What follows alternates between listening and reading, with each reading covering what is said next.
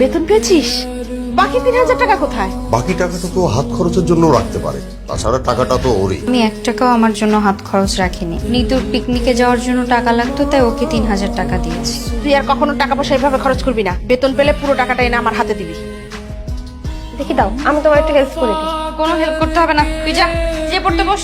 বললাম না যা, আমি সব পারি। তুই এখানে কেন? এদিকে আয় বলছি। তোকে আমি কতবার নিষেধ করেছি যে নিতুকে তুই রান্নাঘরে ডাক দিবি না। তুই কখনো চাসি না যে আমার মেয়েটা লেখাপড়া করুক, তাই না? মা, আমি তো ওকে রান্না করে ডাকিনি, নিজে আসছে। আমি আরো উল্টা বকা দিয়ে ওকে পাঠাচ্ছিলাম পড়ার জন্য।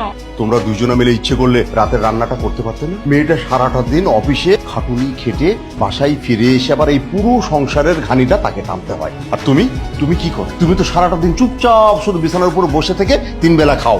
মেয়েকে আহ্লাদ দিচ্ছ না? বেশি আহ্লাদ দিও, পরে পস্তাতে হবে।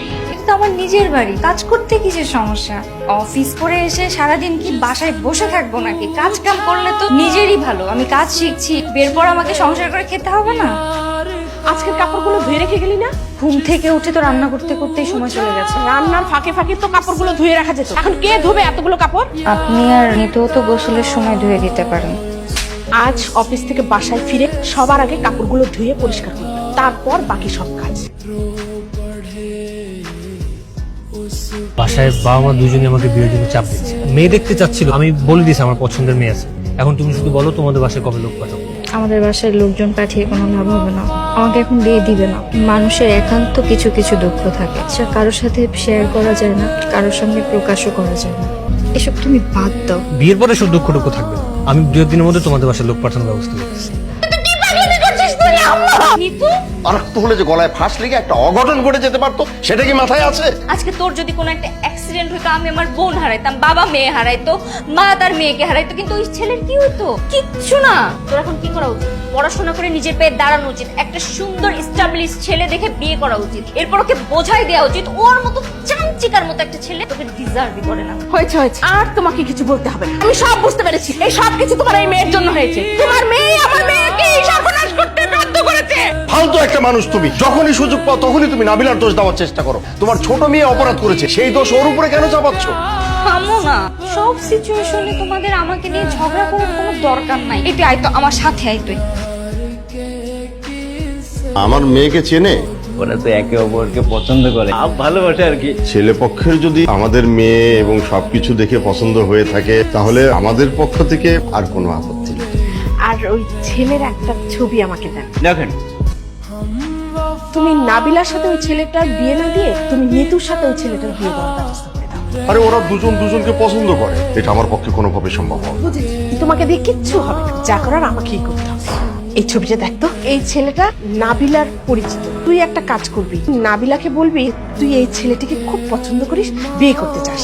এই ছেলের সাথে যদি তোর বিয়ে না হয় তাহলে তুই আত্মহত্যা করবি। এই কথা শুনলেই নাবিলা যে করেই হোক এই ছেলেকে রাজি করাবে। আমি যদি আপুকে বলি, আপু নিজেই এই ছেলের সাথে আমাকে বিয়ে দিতে চাইবে। তাহলে নাবিলা এলে আজকে ওকে এই কথাটা বলবি, ঠিক আছে? আপু, আমার একটা ছেলে পছন্দ হয়ে গেছে। আবার এবার প্রেম প্রেম কিছু চলবে না, ডিরেক্ট বিয়ে। আপু, তুমি এই বিয়েটা তো আমার ব্যবস্থা করে দাও না। তার আগে দে ছবিটা একটু দেখি। ছবিটা মা আমাকে দিয়েছে আর বলেছে ছেলেটা তোমার পরিচিত। আপু প্লিজ এই ছেলের সাথে আমার বিয়ের ব্যবস্থা করে দাও না। তোর জন্য ভালো কোনো ছেলে পাওয়া কোনো ব্যাপারই না। লাবিব আমাকে পছন্দ করে আপনি জানেন না? আপনি নিতুকে শুধু শুধু কেন মিথ্যা আশ্বাস দিয়েছেন মা? ওই ছেলের নিতুকেই বিয়ে করবে, তুই শুধু হ্যাঁ বলে দিবি। নিতু না আজ সারাদিন অনেক স্বপ্ন দেখেছে। এখন যদি শুনে এই ছেলের সাথে আর বিয়ে হবে না, তাহলে দেখবে ও সত্যি সত্যি সুইসাইড করবে। নাবিলাকে তো তুমি খুব পছন্দ করো, ও মনে হয় তোমাকে কিছু বলেনি। অতীতের একটা খারাপ ঘটনা আছে। বছর 3 আগে আর কি একটা ছেলের সাথে ওর একটু অবৈধ সম্পর্ক ছিল। ছেলেটা মাঝে মাঝে রাতে এসে বাড়িতে সময় কাটাতো আর কি। আপনার এই কথা আমি বিশ্বাস করবো কেন? তুমি চাইলে নাবিলাকে জিজ্ঞেস করতে পারো। নাবিলা, আন্টি যা বলেছে তা কি সত্যি? হ্যাঁ। তার মানে তুমি বাইরে থেকে লোক এনে তার সাথে? ছি! মানে তোকে আমি কালকে রাতে বললাম না যে ব্যাপারটা ওকে জানানো দরকার। সব কথা শুনেছিলাম, তাই বলে আপনি আমার চরিত্রে এভাবে দাগ লাগালেন। এখন যা হবার তা তো হয়েই গেছে। এখন তুই দেখ কি করে এখন নিতুর সাথে ওর বিয়েটা দেওয়া যায়। ওর সাথে যদি বিয়ে না হয় নিতু কিন্তু মনে খুব কষ্ট পাবে। তুমি আমার সাথে বিশ্বাসঘাতকতা করছো। তুমি তো আমাকে এই কথাগুলো আগেও জানাই দিলে পারতা। নিজের ভালোবাসার মানুষের স্বপ্ন ভেঙে চুরে চুরমার করে দিয়ে এখন আসছো নিজের বোনের স্বপ্ন পূরণ করতে। লজ্জা করে না তোমার? শেষ পর্যন্ত নিজের গায়ে কলঙ্ক নিয়েছি, তারপরও আপনার মন ভরেনি। তাতে কি কোনো লাভ হয়েছে? সে বিয়ে ক্যান্সেল করেছে, এখানে আমার কি দোষ? আর কি করব আপনার জন্য? জীবন দিয়ে দিব। আজকে যদি আমার মা বেঁচে থাকতো, কখনো আমার সাথে এরকম করতে পারতো? আমি আজকে আপনার মেয়ে না বলে আপনি আমাকে কলঙ্কিত করছেন। মানুষ দেখতে কুত্তা পারলেও তার প্রতি মায়া জন্মায়। আমি সেই কুত্তার থেকে অধম যে আমার প্রতি আপনার একটু মায়া কাজ করে না। সারাদিন অফিস শেষ করে সে বাসার সব কাজ করছে, এমনকি মাস শেষে বেতনটাও আপনার হাতেই তুলে দিচ্ছি। এত কারার মতো ঘাটার পর আপনি আমারে কি প্রতিদান দিচ্ছেন? এইটা আমার ভাগ্যটাই এরকম, আমার কাউকে কিছু বলার নাই। ভেবে দেখলাম তোমার শেষ প্রস্তাবটা আমি রাজি। মানে তোমার ছোট বোন নিয়ে তোকে আমি বিয়ে করতে চাই। করো, সমস্যা নেই। বসো, এখানে এসে বসো।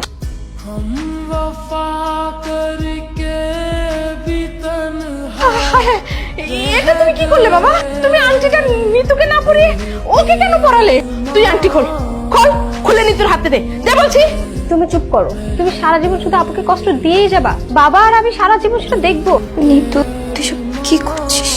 আপু, পরশু মা বাবার তোমাদের সবার কথা আমি শুনে ফেলেছি। সব কথা শুনে আমি তাকে বলি যে সবকিছু আমার মায়ের সাজানো নাটক। আর ভাইয়া সেদিন আমার সামনেই তোমাকে কল দিয়েছিল। আপু, তুমি এত ভালো কেন? তুমি আমার জন্য সবসময় এত ত্যাগ করতে চাও কেন? আমি তোকে কখনো সৎ বোন মনে করিনি, আমি সবসময় তোকে নিজের আপন বোন মনে করছি। যা হওয়ারটা হয়ে গেছে। আগামীকালকে আমার বাবা মা আপনাদের বাসায় আছে। বিয়ের বাকি যা কিছু আছে সবকিছু ফাইনাল করবো। একটা সময় তোমাকে পাবো এই আশাই ছেড়ে দিয়েছিলাম, কিন্তু এখন মনে হচ্ছে আমি পৃথিবীর সব থেকে সুখী মানুষ।